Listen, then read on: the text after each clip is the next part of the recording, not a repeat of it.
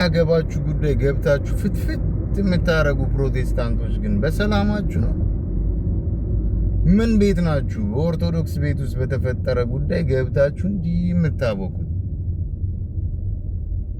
ብፁዕ አቡነ ገብርኤል የተሳሳተ ትምህርት አስተምረዋል። የቤተ ክርስቲያን ያልሆነን ነገር አስተምረዋል። ለዚህ ደግሞ ቤተ ክርስቲያን የራሷን ምላሽ ትሰጣለች። አሁንም ደግሞ አርኪ ባይሆንም ይቅርታ የማለት ነገር አሳይተዋል። ግን በመጀመሪያ ደረጃ ይህ የፕሮቴስታንት ጉዳይ አይደለም። እርግጥ ነው የናንተን የሚመስል ትምህርት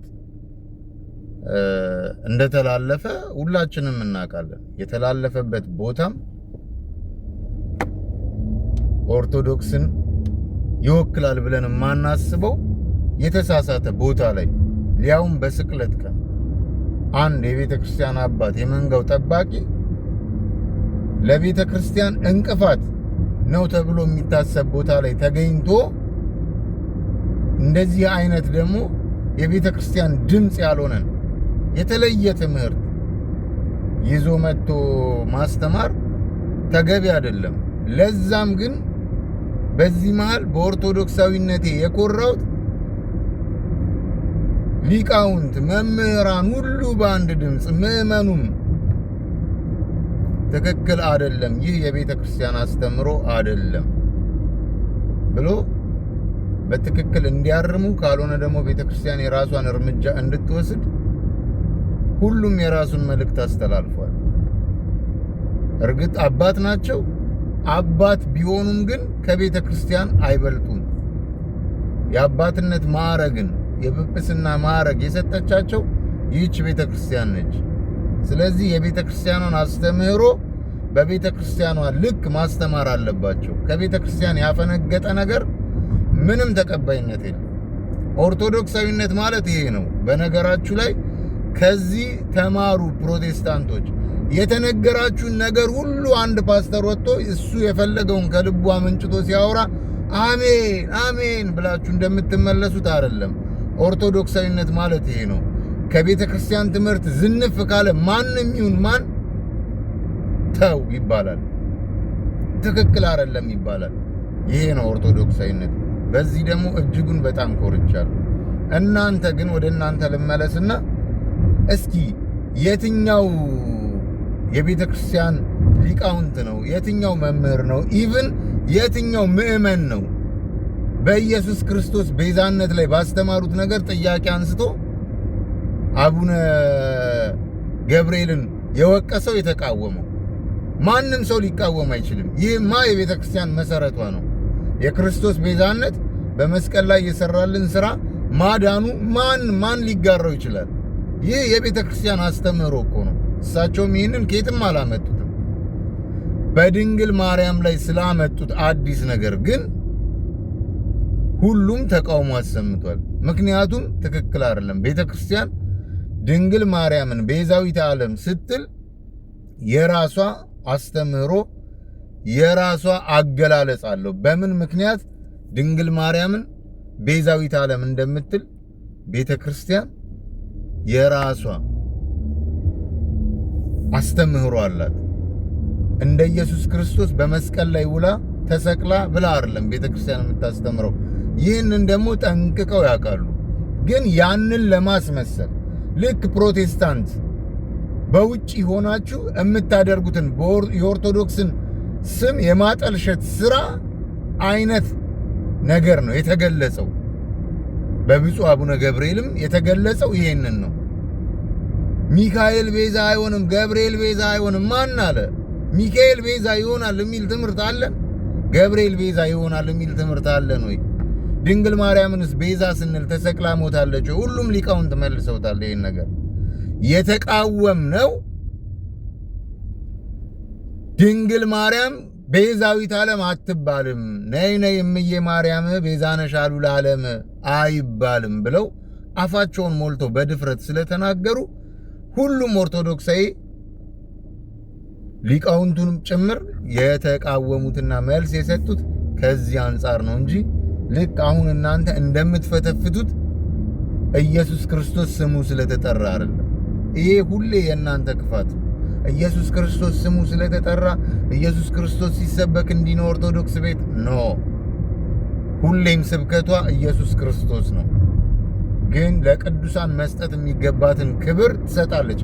ኢየሱስ ክርስቶስን በማክበር ስም ቅዱሳኑን ማቃለልና ማዋረድ ቤተ ክርስቲያን አትፈቅድም። ቅዱሳኑን ስናከብርና ስናመሰግን የሚዋረድ ኢየሱስ ክርስቶስ የለንም። ቅዱሳኑን ከሁሉ ቀድሞ አክብሮ እንድናከብራቸው ያደረገን ራሱ አምላካችንና መድኃኒታችን ኢየሱስ ክርስቶስ ነው። ቅዱሳኑን ድንግል ማርያምን ብንወዳት ብናከብራት አምላክን ስለወለደች ኢየሱስ ክርስቶስን ስለወለደችልን ነው። ሌላ ከምንም ተነስተን አይደለም። ቅዱሳኑን ሰማዕታቱን ሁሉ ብናከብር ለኢየሱስ ክርስቶስ ለስሙ ብለው ነፍሳቸውን እስከ ሞት ድረስ ስላልወደዱ ስለሞቱ፣ ስለ ስሙ ብለው ስለሞቱ በዛ ምክንያት ነው ቤተ ክርስቲያን የምታከብራቸው። በኢየሱስ ክርስቶስ ስም ምክንያት ቅዱሳኑን አለማክበርና ማንቋሸሽ ተገቢ አይደለም። ቤተ ክርስቲያንም መልስ የሰጠችው በድንግል ማርያም ላይ ባስተማሩት ትምህርት ነው እንጂ ስለ ኢየሱስ ክርስቶስ ባስተማሩት ትምህርት አይደለም። ይህንን ለማስመሰል የውሸት የምትጋጋጡ ፕሮቴስታንቶች ራሳችሁን ታዘቡት። ትልልቅ አይደላችሁ እንዴ? አውቆ የተኛ ቢቀሰቅሱት አይሰማም ነው ነገሩ። እስቲ ራሳችሁን ታዘቡት። እዩ እስቲ አንድ እንኳን ኢየሱስ ክርስቶስን እንዴት ብቻውን ቤዛ ነው እንዴት ይላሉ ብሎ የተናገረ አለ? ማንም የለም። እንደዛ ብሎ የተሰራ ቪዲዮ አለ? ካለ አምጡልን። የለም። ድንግል ማርያምን ግን ያልተገባ ነገር በድንግል ማርያም ላይ ተናግረዋል። ለምን ይናገራሉ?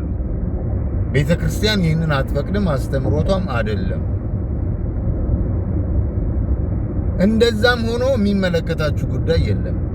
በቃ በአስተምሮ እንለያያለን እኛና እናንተ። ስለዚህ የቤታችሁን አስተምሯችሁን ይዛችሁ መቀጠል ነው። ምን አግብቷችሁ ነው የምትፈተፍቱት? አንድ ወንድምማ ሜሎስ ነው ማን ነው የሚባል ጭራሽ ጸሎት አድርጉላቸው መንፈስ ቅዱስ ቢረዳቸው ይቅርታ እንዳይጠይቁ። ይሄው ጠየቁ ይቅርታ። እሺ አንተ ያልከው መንፈስ ቅዱስ ለምን አረዳቸው? ለምን አረዳቸው? ትክክለኛ መንፈስ ቅዱስ ከሆነ ካንተ ጋር ያለው እንደናንተ የናንተን ስራ የሚተባበር መንፈስ ቅዱስ የለም። እግዚአብሔርን የወደዱትን እግዚአብሔርን የተከተሉትን ጭራሽ ብሎም አምላክን ኢየሱስ ክርስቶስን የወለደች ንጽሕት ድንግል ማርያምን አናንቁ፣ ምንም አይደለችም እሷ ብላችሁ እንድታስቡ የሚያደርግ መንፈስ ቅዱስ የለም። ድንግል ማርያም ንጽሕት ክብርት ነች። ትውልድ ሁሉ ብጽዕት ይሉኛል ብላለች። ትውልድ ስላልሆናችሁ የፈለጋችሁትን ነገር ማለት መብታችሁ ነው።